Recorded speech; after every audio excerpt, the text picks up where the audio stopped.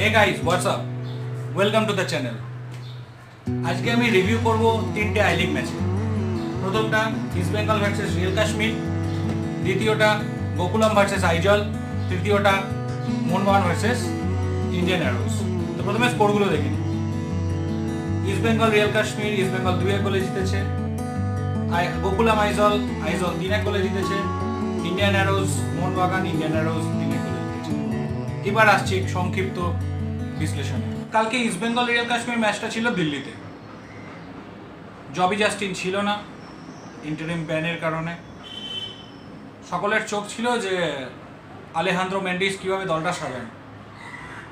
খেলার 20 মিনিটের মাথায় সেই একইভাবে ছক কষা সেন্টার এবং হেডে গোল এনরিকে এসপেদার। 20 মিনিটের মাথায় ইস্ট বেঙ্গল 1-0 গোলে এগিয়ে যায়। তারপরেই 28 মিনিটের মাথায় কাশ্মীরের বিদেশি তেতে লাল কার্ড দেখে, 10 জন হয়ে যায় রিয়েল কাশ্মীর। বাঁ দিক থেকে এনরিকে এসপেদা একটা অসাধারণ রান করে সুন্দর সেন্টার রাখে এমন একটা জায়গায় যেখান থেকে জেমি স্যান্টোস সুন্দর ভলি দিয়ে প্লেসমেন্ট রেখে গোলকিপারের বাঁ দিক দিয়ে গোলটা করে। 2-0 গোলে প্রথমার্ধে এগিয়ে যায় ইস্ট বেঙ্গল। দ্বিতীয়ার্ধেও চেপে ধরেছিল ইস্ট বেঙ্গল রিয়েল কাশ্মীরকে। রিয়েল কাশ্মীর ডিফেন্সিভই খেলছিল মোটামুটি, খুব যে উঠছিল তা নয়। কাশ্মীরের কোনো আক্রমণই খুব একটা ভালো হচ্ছিল না, উপরন্তু ইস্ট বেঙ্গলের অনেকগুলো গোলের চান্স মিস হয়। এদের খেলা চলছিল তো 67 মিনিটের মাথায় একটা পেনাল্টি পেয়ে যায় রিয়েল কাশ্মীর।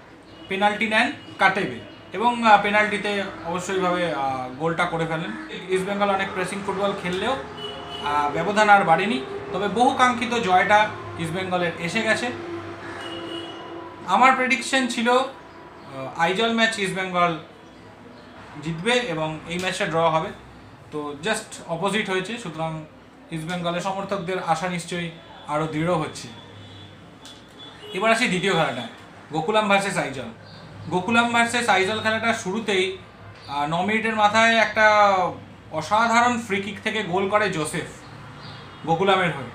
তারপর পুরো খেলাটাই আইজল প্রাধান্য নিয়ে খেলে এবং দ্বিতীয়ার্ধ থেকে, যেটা আইজলের এখন ট্রেডমার্ক হয়ে গেছে, চেন্নাই সিটি ম্যাচেও করেছিল, দ্বিতীয়ার্ধে গোলগুলো শুরু করে।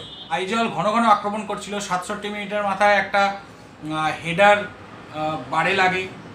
তারপর 83 মিনিটের মাথায় প্রথম গোলটা আসে। গোকুলামও প্রতি আক্রমণ করছিল, একটা দুটো চান্স পেয়েছিল। গোকুলাম যে চান্স পায়নি একদম তা নয়, বক্স টু বক্সই খেলা চলছিল।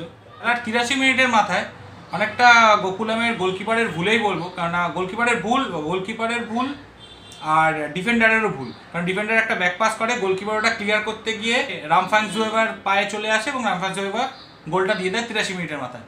তার ঠিক পরক্ষণেই, তার পরের আক্রমণেই দ্বিতীয় গোলটা পেয়ে যায় আইজল। লালখা পুই মামিয়া একটা সুন্দর পাস পায় ক্রোমার থেকে, আর সে গোল করতে ভুল করেনি। আর থার্ডটা তো প্রতি আক্রমণে ক্রোমা গোল করে দেয় এক্সট্রা টাইমে, তো খেলার ফল হয় 3-1। তো আইজল কিন্তু তার ক্যারেক্টার শো করছে। ওরা কিন্তু পিছিয়ে পড়ে একবার ড্র করেছে চেন্নাইয়ের মতো টিমের সঙ্গে 3-3, এটা কিন্তু জিতে গেল 3-1।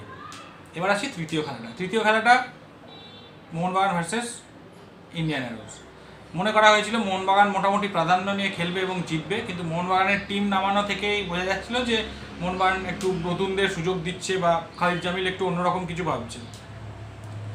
মেহতাবের শেষ ম্যাচ ছিল, মেহতাব ক্যাপ্টেনের আর্মব্যান্ড পরে এবং খেলাটা শুরুটা যে খুব খারাপ খেলছিল মোহনবাগান তা নয়, একদম খেলার শুরুতেই আজহারউদ্দিন একটা গোল পেয়ে যায়, কিন্তু তারপরে যেন সব হিসেব নিকেশ বদলে দিল ভারতের ভবিষ্যতের তারকারা। খেলা 28 মিনিটের মাথায় অভিজিৎ সরকার দারুণ একটা গোল করে। 3টে গোলই ভালো হয়েছে। তো বিরতিতে খেলার ফর ছিল 1-1।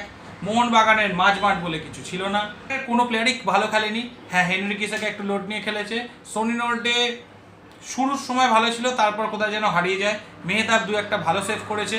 গোলে কার্ডোজও মোটামুটি ভালো ছিল, কিন্তু গোলের ক্ষেত্রে বলটা ক্লিয়ার করতে গিয়ে বিপক্ষের পায়ে দিয়ে দেয় এবং সোজা তা চেস করছিল ইন্ডিয়ান অ্যারোসের প্লেয়াররা, গতিতে তো পারা সম্ভব না, গোল খেয়ে যায়। 70 মিনিটের পর থেকে ইন্ডিয়ান অ্যারোসের প্লেয়াররাই যেন বেশি আক্রমণ করতে শুরু করে। মোহনবাগান যেন খেলা থেকে পুরোটাই হারিয়ে যায়। মোটিভেশন বলে কিছু ছিল না। জানি না এটা মাঠের বাইরের প্রভাব, ভেতরের প্রভাব, অনিশ্চয়তা কি, কিন্তু খেলা মোহনবাগান সুলভ খেলা খেলেনি।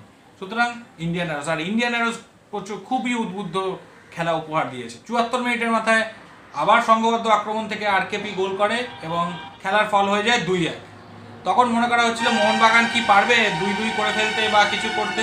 মোহনবাগানের খেলার আর্জেন্সিটা লক্ষ্যই করা যায়নি, বরং খেলার একদম শেষের দিকে পরিবর্তিত প্লেয়ার দানু একটা প্রতি আক্রমণ থেকে গোল করে দেয়। সুপার সাব 3-1 গোলে জিতে যায়। খেলার পরে তারা মেহতাবকে ট্রিবিউটও দেয়। মোহনবাগানের প্লেয়াররা ড্রেসিং রুমে হয়তো মেহতাবকে ট্রিবিউট দিয়েছে এবং পরবর্তীকালে মোহনবাগানের ক্লাব কর্তারা এসে মেহতাবের হাতে পুষ্পস্তবক আর বিভিন্ন গিফট তুলে দেয়। শেষ ম্যাচ ছিল ফুটবল জীবনের। তো আমাদের তরফ থেকে মেহতাবকে রইল অনেক শুভেচ্ছা। আশা করি ফুটবলের মধ্যেই থাকবে। আর ওভারঅল দেখতে গেলে ইস্টবেঙ্গল কাশ্মীর ম্যাচটায় ইস্টবেঙ্গল অসাধারণ খেলা খেলেছে। সেকেন্ড ম্যাচটায় আইজল খুবই ভালো খেলেছে। থার্ড ম্যাচটায় মোহনবাগান বাংলা ভাষায় ধেড়িয়েছে। ইন্ডিয়ান অ্যারোস দারুণ খেলেছে। আমাদের তো ইন্ডিয়ান অ্যারোসের খেলা দারুণ লেগেছে। আমরা ইন্ডিয়ান অ্যারোসকেও সাপোর্ট করি, সুতরাং কারণ এরাই তো দেশের ভবিষ্যৎ। ইন্ডিয়ান অ্যারোসের খেলা দারুণ ভালো লেগেছে। লাস্ট ম্যাচ ছিল এটা ইন্ডিয়ান অ্যারোসের, জিতে শেষ করলো একটা টুর্নামেন্ট। খুব ভালো জায়গায় আছে দলটা, দারুণ শেপে আছে। তো এই হলো আজকের খেলা। আজকে একটা খুব ইম্পর্টেন্ট খেলা রয়েছে চেন্নাই ভার্সেস চার্চিল ব্রাদার্সের মাঠে আছে। এই ম্যাচটা অনেকটা টাইটেল ডিসাইডার, কেননা আজকে যদি চার্চিল আটকে দিতে পারে তাহলে এখনও লিগ জয়ের আশা থাকবে ইস্টবেঙ্গলে। কিন্তু আজকে যদি চেন্নাই জিতে যায় তাহলে কিন্তু আর ইস্টবেঙ্গলে আর এই বছর আই লিগ জেতা হবে না। দেখা যাক, সে চোখ থাকবে সেই খেলাটায়। আর ব্যাস, আজকের মতো রিভিউ এখানেই। চলো ব্রেকফাস্ট টাইম, ব্রেকফাস্ট করে নিই, আবার বেরোতে হবে কাজে। ভিডিওটা ভালো লাগলে লাইক করো, কমেন্ট করো, শেয়ার করো, আর যারা নতুন তারা অবশ্যই সাবস্ক্রাইব করো। টাটা।